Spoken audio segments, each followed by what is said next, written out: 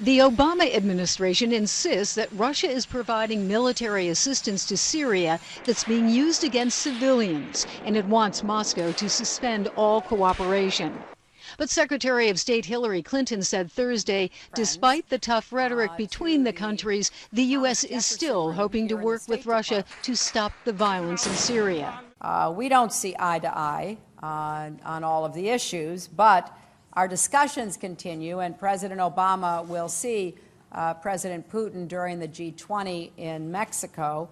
Clinton accuses Moscow of continuing to supply helicopters that the Assad regime is using to fire on its own people. The Soviet Union gave Syria weapons. Russia sells them weapons. But the Russian foreign minister insists Russia is simply fulfilling signed and paid contracts relating to air defense.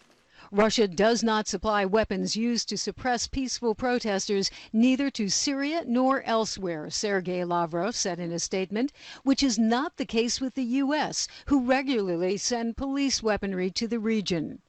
That's a reference to the U.S. supplying countries like Bahrain, which have in recent years violently dispelled democracy protests. When we had concerns about how a new set of weapons might be used, we put a pause on our relationship with Bahrain.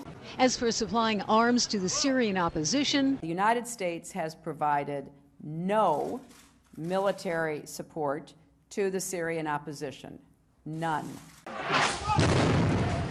But the Assad regime is using a range of heavy weapons against its own people, including tanks and heavy artillery, with aid, some say, from Russia. Senior military defectors from the Syrian regime are telling us that Russia has maintained a military presence on the ground in Damascus, advising, training, equipping, repairing the military equipment that they do send.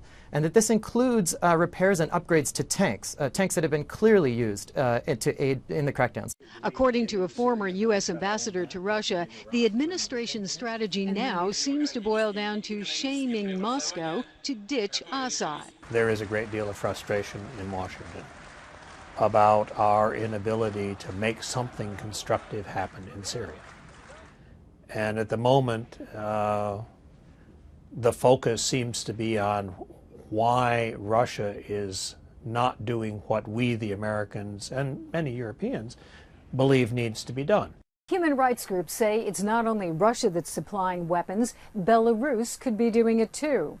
Then there's Iran with money and weapons, and the opposition are being helped by countries in the Gulf. It's a deadly brew that's just getting worse.